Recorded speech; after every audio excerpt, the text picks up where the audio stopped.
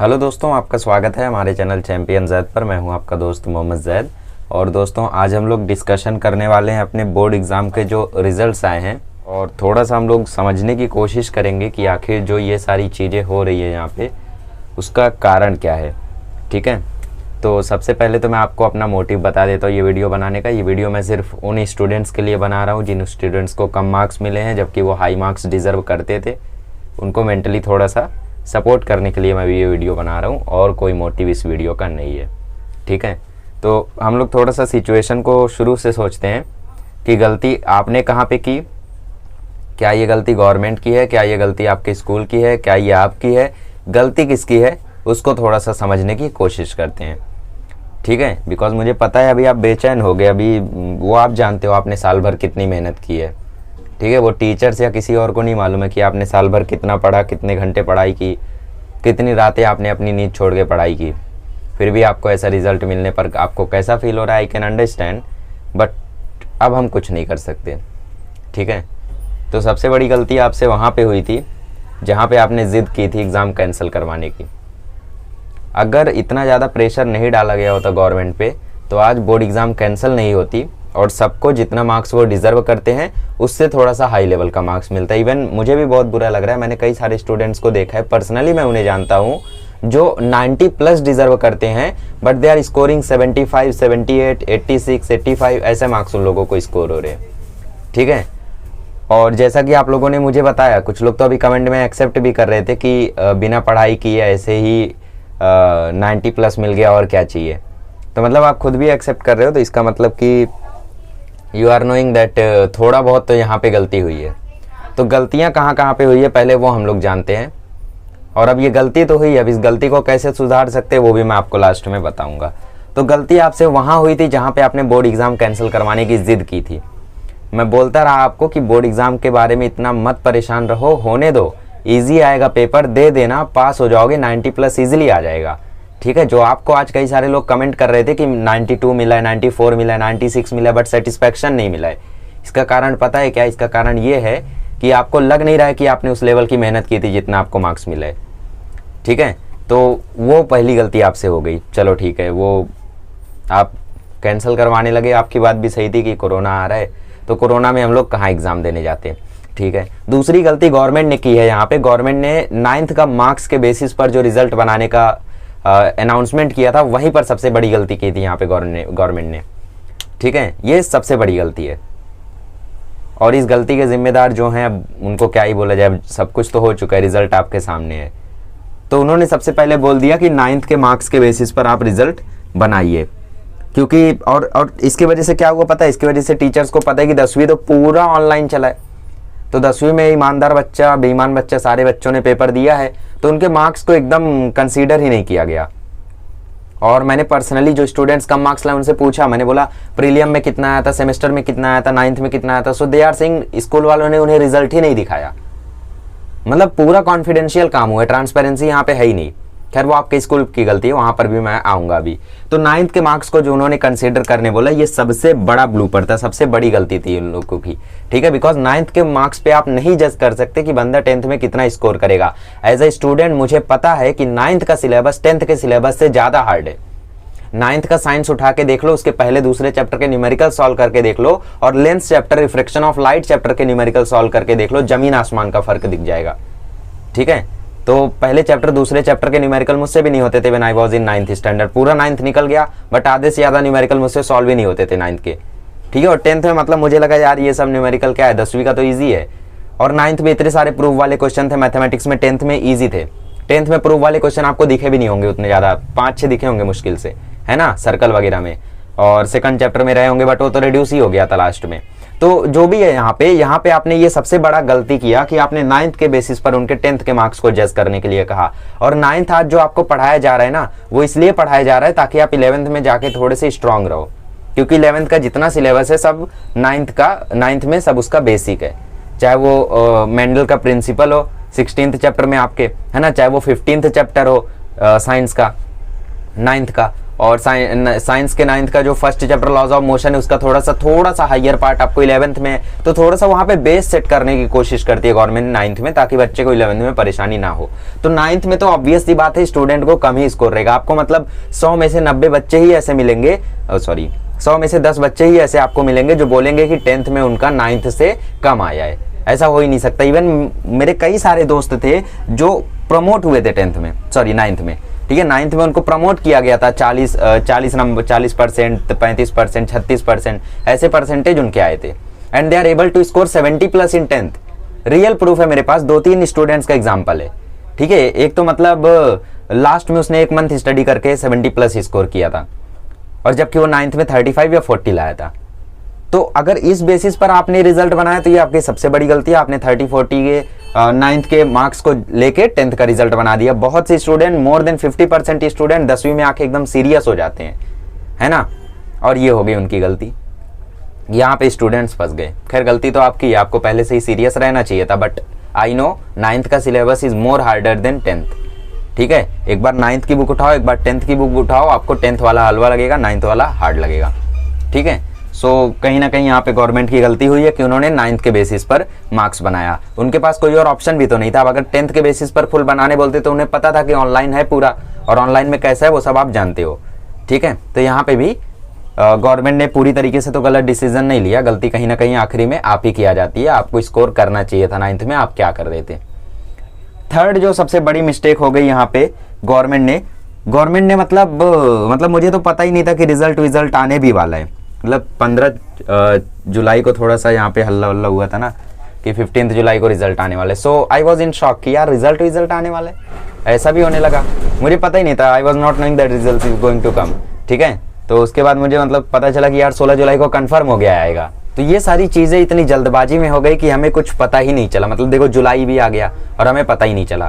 तो थर्ड जो सबसे बड़ी मिस्टेक हुई है वो कहीं ना कहीं स्कूल की गलती है कि सारे स्कूल ने यूनिफॉर्मली मार्क्स नहीं दिए, ठीक है। हम सारे स्कूल्स की बात करें तो सारे स्कूल ने यूनिफॉर्मली मार्क्स नहीं दिए।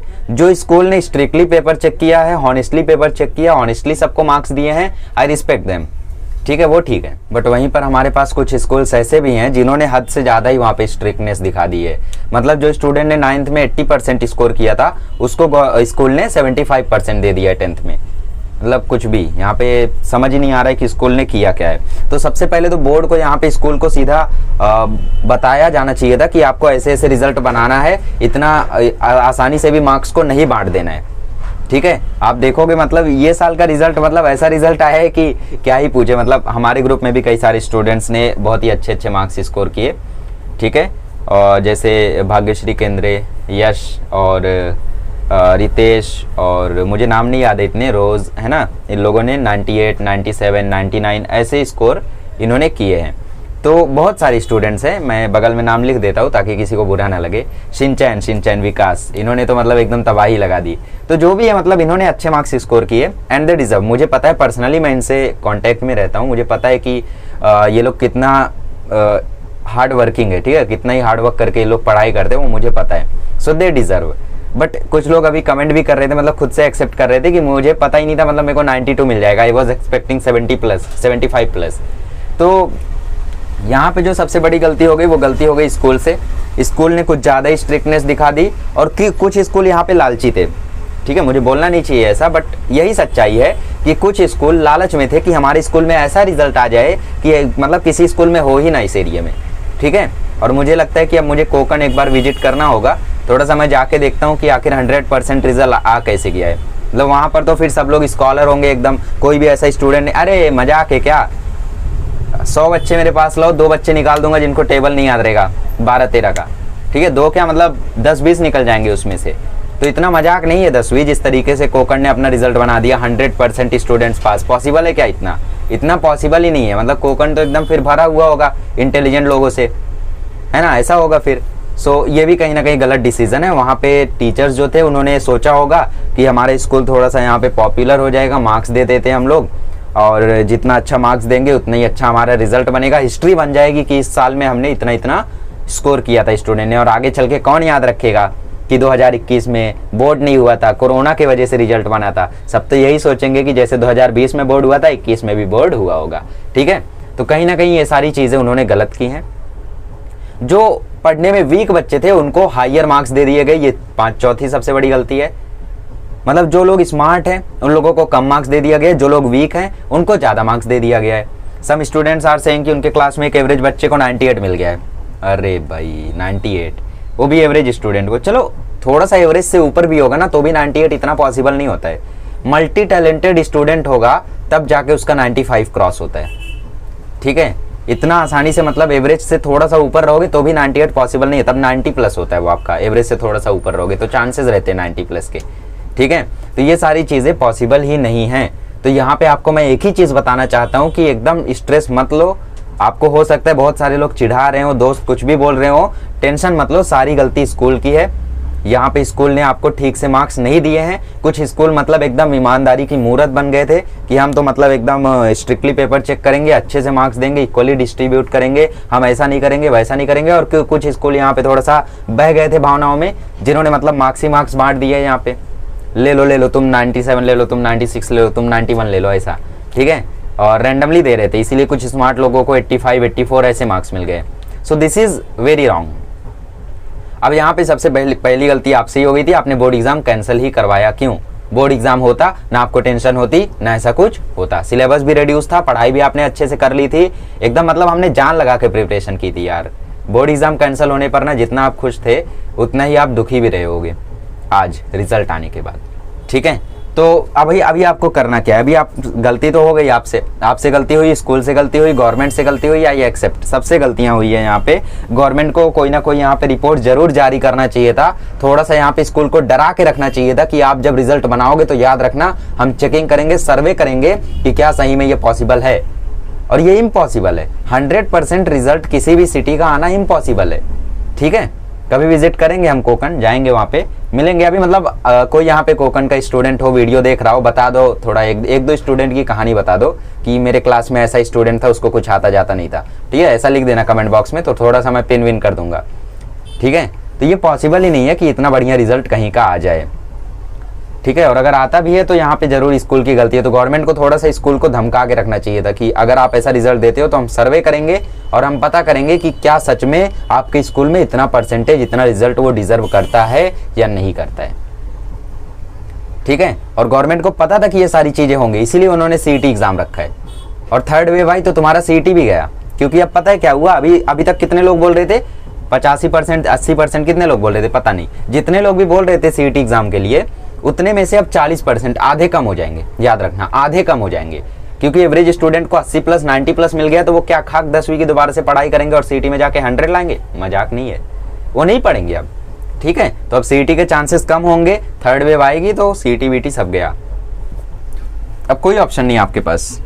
बट फिर भी याद रखो ये आपकी गलती नहीं है, आपकी यहाँ पे बिल्कुल गलती नहीं है, आपको पढ़ाई करनी है। अभी आपका 12th बाकी है, अभी आपका 11th बाकी है, अभी आपका कॉम्पिटिटिव एग्जाम बाकी है। कॉम्पिटिटिव एग्जाम फोड़ दो, देखते हैं फिर सब दूध का दूध पानी का पानी हो जाएगा, कौन कितने पानी में था, है ना। 10वीं में तो मतलब हो ही जाता है, बट 11वीं 12वीं में थोड़ा कमाल दिखा दो, ओके। तो यहाँ पे अभी आपको करना क्या है, सीईटी के लिए प्रिपरेशन करना है। मैथ्स के लिए मैं एक बहुत ही बढ़िया सा रिसोर्स जानता हूँ, आपको कहीं और जाने की जरूरत नहीं है। मैंने 600 सम का एक पीडीएफ डाला था बहुत साल पहले, अगर किसी को याद हो तो 22 मार्च का दिन था, रेवोल्यूशनरी वीडियो था, कई सारे सरप्राइजेस रिवील किए थे। 600 सम्स वाला मैंने पीडीएफ डाला था, वो पूरे सम सॉल्व कर लो और तुम्हारे मैथ्स वन में सीटी में 100 मार्क्स फिक्स हो जाएंगे, 100% फिक्स हो जाएंगे, याद रख लेना। क्योंकि उन 600 सम में सॉल्व एग्जाम्पल हैं, प्रॉब्लम सेट है, प्रैक्टिस सेट है, कुछ भी मिसिंग नहीं। सॉल्व एग्जाम्पल मतलब डीप स्टडी करके वो सारे बनाए गए हैं। तो यहाँ पर जो होना था हो चुका है, आपकी गलती बिल्कुल भी नहीं है। अब रिग्रेट करने से अच्छा तो यही है कि आप सीईटी की तैयारी करो। By the way CET cancel होता है तो आपको अपनी प्रिपरेशन कंटिन्यू करनी है, लाइफ यहाँ पे एंड नहीं होती है, याद रखना, ठीक है। बहुत सारे मेरे दोस्त ऐसे भी थे जो डिजर्व करते थे 80+, बट कुछ ना कुछ उनकी परेशानियों की वजह से 1-2% उनका कम रह गया 80 से, आई कैन अंडरस्टैंड।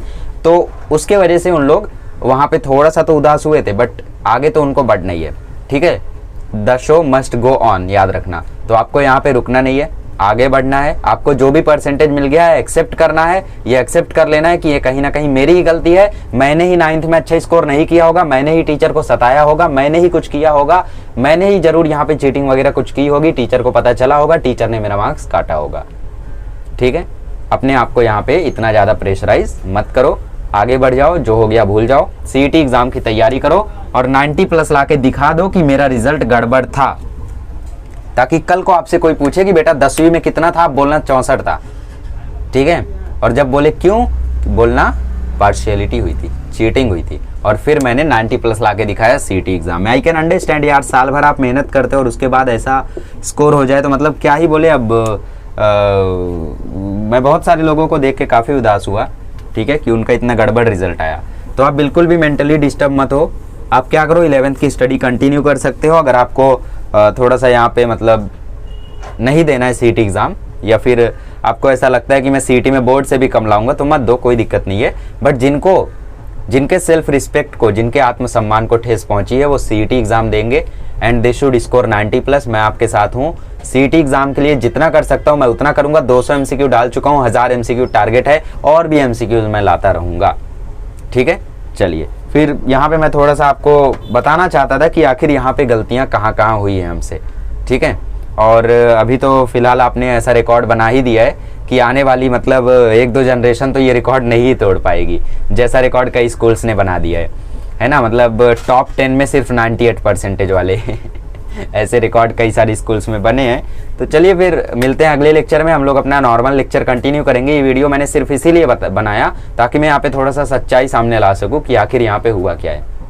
गलतियाँ ना हमने की है, ना टीचर ने की है, ना गवर्नमेंट ने की है, गलतियाँ सिचुएशन की है। एक्सेप्ट इट, कोरोना की गलती है, कोरोना ना आया होता ना ये सारी चीज़ें होती। ठीक है, तो आपकी मर्जी, आप गलतियाँ किसको देते हो, बट ये सारी चीज़ों से अब कोई फ़ायदा भी होने वाला नहीं है। आपने भी मेरा पूरा वीडियो देखा, यहाँ तक आया, आपने अपना टाइम वेस्ट किया है, ये रियलिटी है। ठीक है, 1-2 डिसलाइक मार दो अब, तो आपने पूरा अपना यहाँ पे टाइम वेस्ट कर दिया है। तो जो भी है, मेंटली थोड़ा सा सपोर्ट मिला होगा तो वो अच्छी बात है, बट आपको अब क्या करना है, अपनी गलतियों को सुधारना है, सीईटी एग्ज़ाम देके, और नीट, जेईई, सीए जिसकी भी आप प्रिपरेशन कर रहे हो, आपको वो फोड़ के लाना है। ठीक है, चलिए मिलते हैं अगले लेक्चर में। Thank you so much.